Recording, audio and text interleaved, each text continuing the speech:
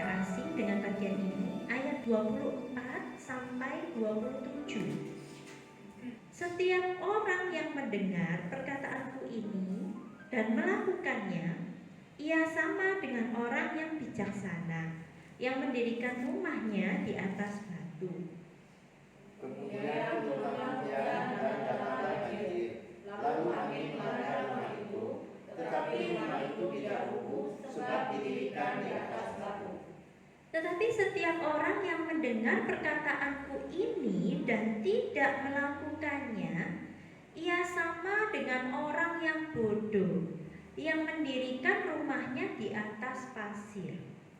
Kemudian turunlah hujan dan datanglah banjir, lalu angin melanda rumah itu, sehingga rubuhlah rumah itu dan hebatlah kerusakannya. Amin. Bapak Ibu, seorang hamba Tuhan pernah mengatakan demikian. Kalau kita ingin tahu apa isi gelas yang orang itu minum, kadang ada orang minum, kita nggak tahu kalau gelas itu tidak transparan ya. Kita kan nggak tahu orang itu minum apa, gitu ya. Nah, kalau kita pengen tahu orang itu minum apa, kita perlu menggoncang gelas itu, gitu ya. Entah mungkin kita nyenggol orang gitu ya, sehingga air yang ada di gelas ini akan tumpah. Dan kita tahu, oh orang itu minum kopi, oh orang itu minum teh, gitu ya. Oh ternyata cuma air putih. Nah, di sini kita bisa melihat ya, jadi yang di dalam akan terlihat ketika ada goncangan. Kalau diem aja sampai kapan tidak akan tahu, gitu ya. Kalau tidak tumpah begitu.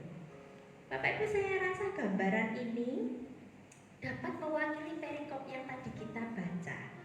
Nah, saya melihatnya Bapak Ibu juga bisa kembali menyimak ya bagian perikop tadi. Di sini ada dua bahan bangunan gitu ya. Tadi sempat Kyuhyam pas cerita itu, waduh hari ini saya mau bawain tentang bangunan ya. Ada dua bahan, ada dua reaksi atau akibat di dalam satu kondisi yang sama, dan ada satu kata kunci. Nah, ini yang akan kita perhatikan. Gambaran yang Tuhan Yesus berikan ini di perikop ini adalah sebuah rumah, ya. Ada sebuah rumah. Dikatakan, jadi sama-sama punya rumah, begitu ya. Ada dua rumah. Yang satu ini punya orang bijaksana katanya, yang satunya orang bodoh. Ada dua tipe orang. Dua bahan atau fondasi. Apa itu? Yang bijaksana membangun rumahnya di atas batu. Tapi kalau orang yang bodoh dikatakan di atas pasir. Nah, Bapak Ibu kalau perhatikan, apakah di handphone juga ada bagian dua macam dasar ini relate, maksudnya yang ayat yang sambungan yang sama ngomongin tentang itu adalah di dalam Lukas 6 ayat 47 sampai 49 itu sama dengan yang Matius ini. Nah, di Lukas malah dibilang, kalau di Matius dibilang itu di atas pasir ya. Kalau di Lukas malah dibilang tidak ada dasarnya begitu. Rumah itu tidak ada dasarnya. Jadi tadi ya, dua tipe orang, dua bahan. Satu kondisi. Apa itu? Kondisinya apa? Hujan, banjir, dan angin besar melanda. Kalau bisa saya gambarkan angin besar, jadi hujan, banjir, angin badai gitu ya, angin besar, itu sama kayak goncangan itu tadi. Lalu timbullah dua reaksi atau akibat. Yang di atas batu nggak rubuh, kokoh, tetap berdiri rumahnya. Tapi yang di atas pasir atau yang tidak berdasar tadi rusak. Bahkan dikatakan kerusakannya sangat hebat.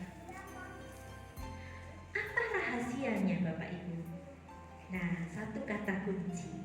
Rahasianya apa? Kalau Bapak Ibu perhatikan di ayat 24. setiap orang yang mendengar, yaitu ayat 24 ya, mendengar perkataanku. Ayat 26 juga sama dikatakan demikian. Setiap orang yang mendengar perkataanku. Tapi apa bedanya? Kok yang satu rubuh dan hebat kerusakannya, tapi yang satu tetap berdiri kokoh? Rahasianya apa? Yang pertama, orang bijaksana adalah orang yang setelah mendengar, dia melakukan. Yang setelah mendengar firman Tuhan, dia mencoba melakukan meskipun mungkin terjadi kegagalan. Orang tersebut berjuang melakukan firman Tuhan meskipun terkadang bisa salah. Orang tersebut adalah orang bijaksana yang bisa mencoba dan salah, trial and error. Dia bisa jatuh tetapi dia mau bangkit kembali. Orang yang bergumul dengan firman Tuhan karena dia harus sangkal diri, dia harus pikul salib, tetapi dia tahu ini maunya Tuhan. Aku ini hamba Tuhan. Karena itu aku mau melakukan apa yang Tuhan katakan, meskipun itu bertentangan dengan diriku. Itu sangkal diri. Itulah orang bijaksana. Tetapi orang yang bodoh, dia mendengar firman Tuhan tetapi tidak melakukannya. Kenapa? Dia setelah mendengar, dia tetap diam saja. Dia setelah mendengar firman Tuhan, dia nggak peduli. Dia setelah mendengar firman hari Minggu atau mungkin hari Kamis atau mungkin Jumat, tetapi orang tersebut tetap mengeraskan hatinya. Inilah orang yang Tuhan katakan orang bodoh. Bagaimana akhir hidup orang-orang ini nantinya? Dan kapan semuanya ini bisa terlihat? Endingnya bagaimana? Nah, Bapak Ibu, ending dari kedua tipe ini, nah kita bisa mengevaluasi dalam diri, aku termasuk di kategori yang mana ya? Bijaksana atau bodoh ya? Tuhan tidak kasih 3 ya, cuma 2 ini aja. Jadi kita bisa sortir apakah diri kita termasuk dalam golongan B1 bijaksana atau B2 bodoh, begitu ya. Sama-sama B depannya ya. Kapan ini bisa terlihat? Ketika goncangan hidup kita terjadi. Ketika ada hujan, banjir, badai hidup, baru kelihatan. Bukan ketika semua berjalan lancar, aman, ya, semua kelihatan baik kalau kayak gitu. Ayo bersyukur, pasti bersyukur. Ayo kita ikut doa ya, atau ikut ibadah hari Minggu, pasti rajin. Kalau orang Jawa sergep begitu ya, gercep begitu ya. Jadi gak ada masalah ketika semuanya lancar, aman, jaya. Tetapi ketika mulai timbul masalah, ketika mulai ada beda pendapat, apakah kita ditemukan masih berdiri kokoh ataukah kita sudah rusak dan roboh? Bapak Ibu, kalau boleh saya gambarkan di dalam kehidupan berkeluarga, Bapak Ibu ya.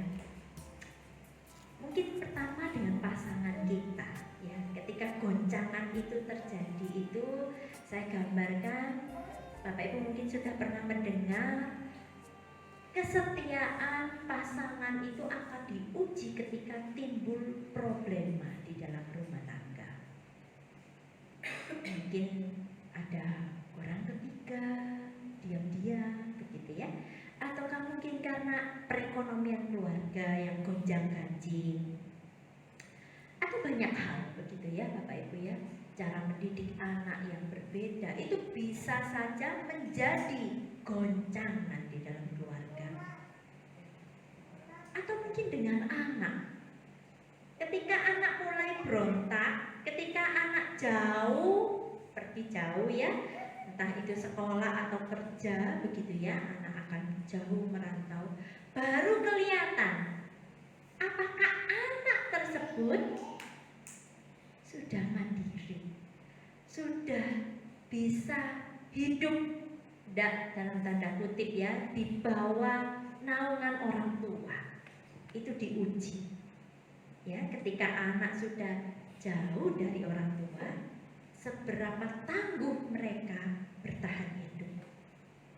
Apalagi ketika mungkin udah kerja, dapat penghasilan, tapi penghasilannya kurang untuk hidupnya, apakah orang tua tega untuk tetap tidak kasih, kamu berjuang sendiri? Atau orang tua, aduh kasihan nggak cukup ya, aku support ya, gitu ya. Atau kalau balik kampung lah, balik aku di rumah aja lah, lebih aman gitu ya. Kita lebih yang mana begitu ya. Nah itu akan diuji ketika anak di dalam kondisi yang mungkin tidak lancar atau tidak baik-baik saja. Tetapi di situ anak, percayalah bahwa proses terhadap anak tersebut akan dimulai. Mungkin kehidupan di gereja juga sama Bapak Ibu ya. Kalau kita satu sama lain ini semua aman-aman begitu, nggak kelihatan Bapak Ibu ya. Nah kelihatannya tunggu apa? Tunggu ada yang berselisih. Biasanya gitu. Kita akan tahu sejauh mana kedewasaan rohani orang tersebut. Jangan dibilang kedewasaan rohani itu diukur dari lama tidaknya orang tersebut di gereja. Oh aku dari sekolah minggu sudah pasti top ya, kerohaniannya levelnya sudah level dewa begitu ya. Enggak Bapak Ibu, bukan diukur dari itu, tetapi diukur dari apa? Kata kuncinya tadi, mendengar dan melakukan. Bapak Ibu, untuk melewati dan bertahan di dalam kondisi goncangan hidup kita, satu hal yang penting adalah fondasi kita. Makanya tadi rumah itu dibedain dua fondasinya, satu di atas batu, satu di atas pasir. Itu dasarnya. Setiap kita ada orang yang menaruh dasar itu, fondasi itu di dalam hidup kita. Siapapun, apakah itu hamba Tuhan yang menginjili kita, ataukah itu kakak pembina kita, ataukah mentor kita, ataukah guru kita, ada yang menaruh fondasi. Dan setelah kita ikut Tuhan, setiap minggu kita mendengar tentang kebenaran firman itu, sehingga kita memberikan makan, kita memberikan gizi kepada fondasi, kepada benih yang tadi sudah ditanamkan di hati kita. Kalau dengan pasangan, fondasi apa sih yang membuat kita ini tetap bertahan meskipun ada badai di dalam rumah tangga itu? Yang pertama adalah komitmen. Ya, ketika janji nikah, kita ingat ya, apalagi yang menikah diberkati di gereja begitu, ada janji nikah, ada firman Tuhan. Kita tahu bahwa yang mengikat kita, yang menyatukan kita adalah Tuhan. Dan hidup sama-sama menjadi orang yang takut akan Tuhan. Kalau dengan anak apa fondasinya? Ya apa yang kita tabur selama ini. Bapak Ibu, generasi anak-anak Bapak Ibu ini mungkin nggak seperti anak saya ya, anak kami ini beda banget ya Bapak Ibu ya. Sudah gen alpha, generasi strawberry lagi ya, sudah lain Bapak Ibu ya, benar-benar. Jadi ketika kami mendengar ya, podcast begitu ya, seminar begitu, waduh ya benar sekali loh dengan apa realita yang kami hadapi begitu Bapak Ibu. Tetapi bersyukur sekali ketika kami mendengar begitu ya seminar parenting begitu, bagaimana mengasuh generasi stroberi, jangan jadi orang tua yang stroberi juga begitu loh ya, yang rapuh dan juga sedikit-sedikit sudah pokok main instan begitu. Jangan. Apa yang kita tabur sekarang, percayalah engkau akan menuainya begitu ya. Salah satu kawan saya juga sampai bingung begitu, karena apa? Melihat cara dia mendidik anaknya dan juga tetangga pas di sebelah rumahnya itu 180 derajat berbalikan begitu ya. Jadi dia mendidik keras anaknya, sedangkan tetangga los ya, nggak apa-apa semuanya, nggak apa-apa pokoknya. Wah, pokoknya anaknya, padahal tetangga itu perempuan dua-duanya, anak dia juga perempuan dua-duanya.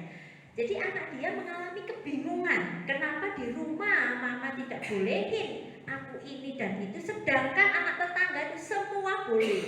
Los pokoknya ya.